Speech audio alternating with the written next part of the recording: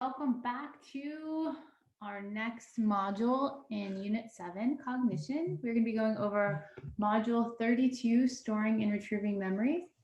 And if this is your first time listening to this AP Psychology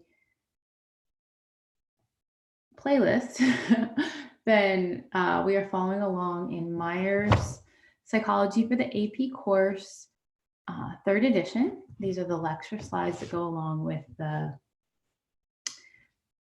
textbook. So there are quite a few learning targets within this module. So it's going to take a little bit of time to get through all of these. Let's just kind of go a quick review through some of them before we get started. The first learning target, what you should understand by the end of this module, is you should be able to discuss the capacity of and location of our long-term memories.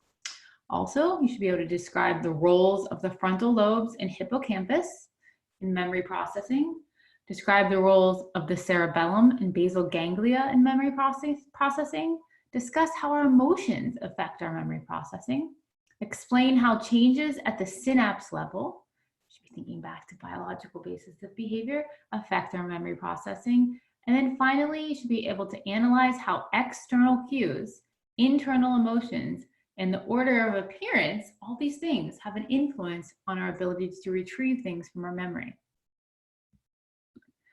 So what is the capacity of long-term memory? So Sherlock Holmes, a fictitious character in Sir Arthur Conan Doyle's books, famously said, made a statement about, depending upon it, there comes a time when for every addition of knowledge, you forget something that you knew before. And for a long time, I think this was a belief about memory. But what we realize now is that our capacity for storing long-term memories seems like it's probably essentially limitless. One research team, after studying the brain's neural connections, estimated storage capacity as in the same ballpark as the World Wide Web. Okay. Where is long-term memory stored? Where is it in our brains? And why can't I always get to mine? So psychologist Carl Lashley in 1950 trained rats to find their way out of a maze and surgically removed pieces of their brain's cortex and then retested their memory to try to figure out this question. No matter which small brain section he removed, the rats retained at least a small partial memory of how to navigate the maze. So while memories are brain-based, the brain distributes the components of the memory across a network of locations. What role did the frontal lobes play in processing explicit memories? If you remember from Module 31, explicit memory is the retention of facts and experiences in LTM that one can consciously know and declare, declarative knowledge. Explicit memories are either semantic, like for facts, general knowledge, general fund of information, things like understanding who George Washington was, or knowledge of other sorts of facts in other subject areas. Or explicit memories can be episodic, experience of events, such as, oh, I remember back to the clown that was at my 6th birthday party. You may notice that you have a strength in one area or another, or you might be strong in both, or don't feel like you're strong in both. I definitely feel like I'm stronger with my semantic knowledge usually. Episodic memory is a little bit more challenging for me. Or I have family members who are the opposite. They remember every detail, seemingly, of things that happened in childhood. So what role do the frontal lobes play in semantic and episodic memory? So semantic memory, recalling a password and holding it in working memory, for example, would activate the left frontal lobe, which makes sense when we think about what we've learned about the different parts of the brain. So episodic memory, calling up a visual party scene, like where you were at a party, would more likely activate in the right frontal lobe. Hippocampus is important when we're thinking about memory and studying memory. Explicit memories for facts and episodes are processed in the hippocampus. So you can see in this image right here, the orange structures. And they're fed to other brain regions for storage. And if you remember back to our biological basis modules, the hippocampus is a subcortical limbic system structure in the temporal lobes. So what's the role of the hippocampus? Is that where all memory is stored? No, not exactly. Cognitive neuroscientists have found the hippocampus, a temporal lobe neural center located in the limbic system again, it can be likened to sort of a save button for our explicit memories. Brain scans reveal activity in the hippocampus and nearby brain networks as people form explicit memories of names, images, and events. So what about research? What does research show about the subregions of the hippocampus? One subregion is active as people and mice learn social information, according to these studies, right there. Part of the hippocampus is active as memory champions engage in spatial mnemonics. If you haven't ever seen these people that have unbelievable memories, it's just fascinating to see what types of techniques they utilize to have these amazing memories. The rear hippocampal region, which processes spatial memory, grows bigger as London cabbies navigate the city's complicated maze of streets. Sorry if you can hear my dog in the background. So if you have ever been to London, it's fascinating to understand how these cab drivers are able to remember what they're able to remember. And apparently they have to go through some pretty significant testing to be able to become cab drivers, but it actually changes their brain as they learn. Their spatial memory area grows bigger. So they're able to actually grow their brain by what they're learning. Fascinating stuff. Okay, so what is memory consolidation? So memories are not permanently stored in the hippocampus. Instead, the structure seems to act as sort of a loading dock where the brain's registering and temporarily holding the elements of the to be remembered information. So maybe it's smell, feel, sound, and or location. Then, like older files shifted to sort of a basement storeroom, if you want to imagine that, memories migrate for storage elsewhere. This process is what is called memory consolidation. So how does sleep aids in everything? Oh, we need our sleep. How does it aid in our memory consolidation? During sleep, the hippocampus processes memories for later retrieval. Researchers have watched the hippocampus and brain cortex displaying simultaneous activity rhythms during sleep as if they're talking. The brain may be replaying the day's experiences as it transfers them to the cortex for sort of long-term storage. So when our learning is distributed over days, remember that whole spacing effect, that we should be learning over time rather than trying to cram it all into one single day, we experience more sleep-induced memory consolidation, which improves our memory. And that explains that concept we first touched upon within the first unit of our textbook. That helps explain the spacing effect. Given time to consolidate new learning over many sleep cycles makes recall easier. So your hippocampus and frontal lobes are processing sites for your explicit memories, but you could lose those areas and still, thanks to what we know of as automatic processing, lay down what are called implicit memories for skills and newly conditioned associations.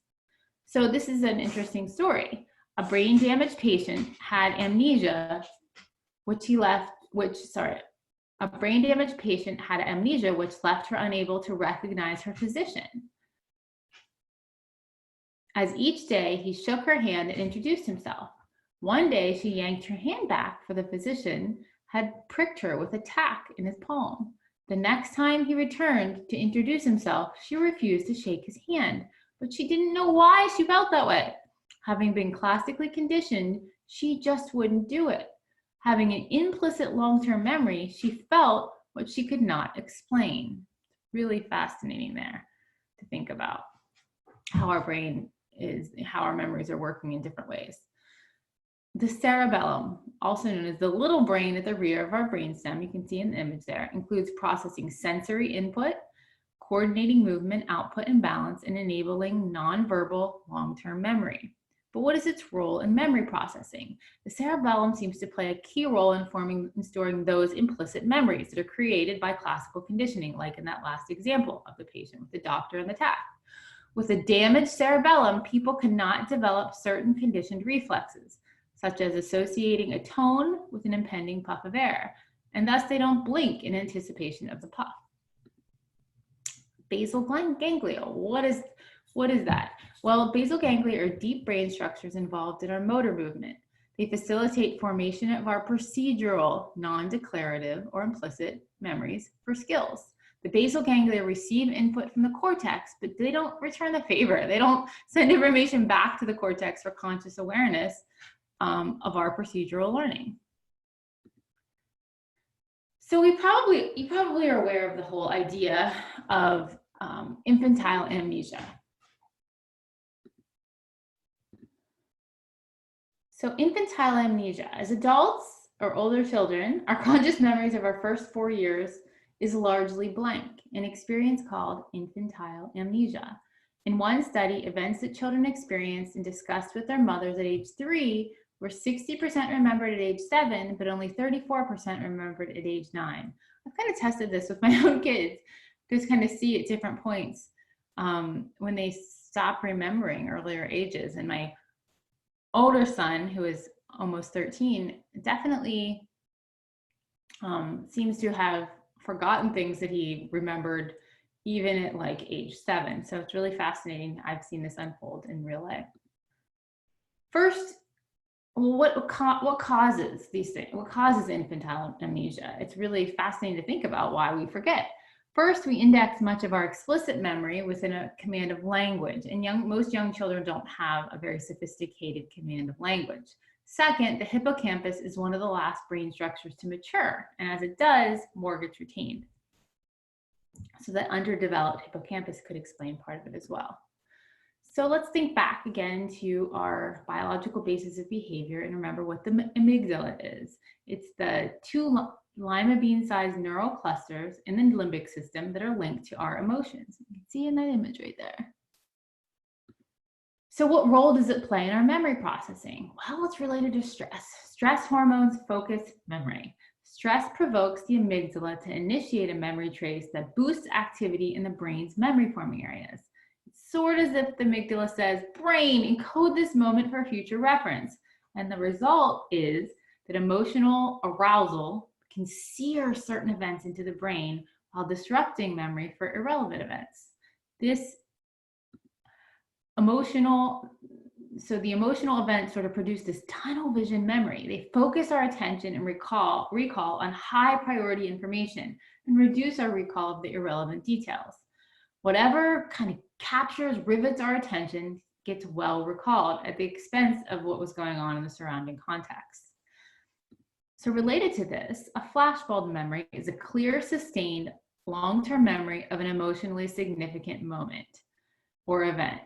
So I wasn't born for the first one, but my parents were, and they can recall this, where they were when President Kennedy was shot. That was one of those flashbulb memories. It was so emotionally arousing that most people remember exactly where they were and what they were doing when it happened. Now for the second one, I was young, but I was alive when the Challenger exploded, and I can remember where I was. We were actually home from school. I grew up in Pennsylvania, and it was a day that we were off of school. And I remember sitting at home and we watched it over and over and over again. And it was so very sad because it's something that we had all been so excited as young children to watch because there was a teacher on the Challenger. And then of course, September 11th, I can also remember very clearly. I was doing my first sort of mini internship as a school psychologist, and I was in an elementary school when I learned about what was happening with September 11th. So there are other things as we, these very emotionally significant moments create these flashbulb memories that are sort of differentiated from other memories within our brain.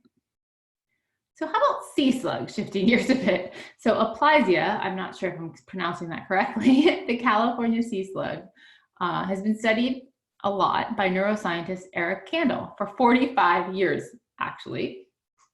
And his studying of the sea slug has increased our understanding of the neural basis of learning and memory in pretty fascinating ways. So he and his colleague observed synaptic changes during learning in the neurons of the sea slug. When learning occurs, the sea slug releases more of the neurotransmitter serotonin into certain neurons. These cell synapses then become more efficient at transmitting signals. Experience and learning can increase even double the number of synapses, even in slugs. This is so fascinating, right? We're seeing actual changes in the brain from learning. This is like the heart of what is probably going on in our understanding of what learning is at this point.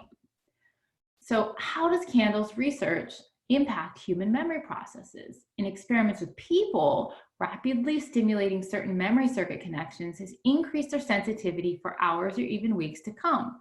The sending neuron now needs less prompting to release its neurotransmitter, and more connections exist between those neurons. This increased efficiency of potential neurofiring is called, wait for it, this is a really important term, long-term potentiation, LTP, which provides a neural basis for learning and remembering associations. So what is LTP? An increase in a cell's firing potential after brief, rapid stimulation, a neural basis for learning and memory. So this is a very important term to remember. Get this LTP in your brain, okay? Because it's a really important thing to understand that long-term potentiation is thought of as the neural basis for learning and memory.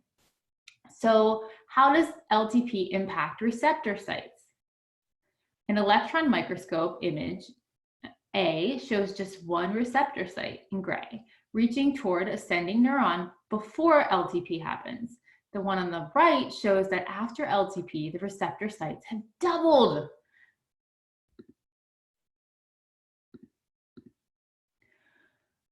So what research confirms LTP as a physical basis for memory? Well, here's some different research studies listed. Drugs that block LTP interfere with learning. Drugs that mimic, copy LTP, what happens, during learning, increase LTP. Rats given a drug that enhanced LTP learn a maze with half the usual number of mistakes. How do cues help with memory retrieval? So when you encode into memory a target piece of information, such as the name of a person, you associate it with other bits of info about your surroundings, like your mood, your seating position, where you are in the classroom, those sorts of things. These bits can serve as retrieval cues that you can later use to access that information. The more retrieval cues you have, the better your chances of finding a route to that suspended memory. And that's what you need to be thinking about. A big part of memory and what we know about memory within psychology now is that a lot of times the memory is getting in. The information, not the memory, the information is getting out. The problem is us getting it back out of our brains, retrieving it. And so the more we can increase those routes to retrieval, the better across the board. So what are the best retrieval cues? The best retrieval cues come from associations we form at the time of encoding, making a memory. Smells, tastes, and sights that can evoke our memory of the associated person or event. To call up visual cues when trying to recall something, we may mentally place ourselves in the original context. So this relates to priming, the activation, often unconsciously, of particular associations in long-term implicit memory. So next up, there's as an AP exam tip, because this is some common terms on the AP exam. Those of perceptual set, a tendency to perceive or notice some aspects of the available sensory data and ignore others, and the concept of priming, the implicit memory effect in which exposure to a stimulus influences response to a later stimulus without us necessarily realizing what's happening. So how does priming work? After seeing or hearing the word rabbit, we are more likely to spell the spoken word hare as H-A-R-E, even if we don't recall seeing or hearing rabbit. So like seeing or hearing it and not even knowing that we saw or heard it, like it was not at our conscious level, has an effect of our later behavior, and it primes us. So here's an example of priming. If walking down a hallway, you see a poster of a missing child, you may then unconsciously be primed to interpret an ambiguous adult-child interaction as a possible kidnapping. So you can see how priming can be really important for us to understand. Although you no longer have the poster in mind, it predisposes your interpretation. Implicit memory of the poster has an effect on your later response to the situation. So context-dependent memory, putting yourself back in the context where you earlier experienced something, can prime your memory retrieval. So remembering in many ways depends on our environment. When you visit your childhood home or neighborhood, old memories surface. Definitely happens for me. How does context enable recall? When scuba divers listen to a word list in 2 different settings, either 10 feet underwater or sitting on the beach, they recalled more words if tested in the same place. And you can look at the visual on the right to see the results.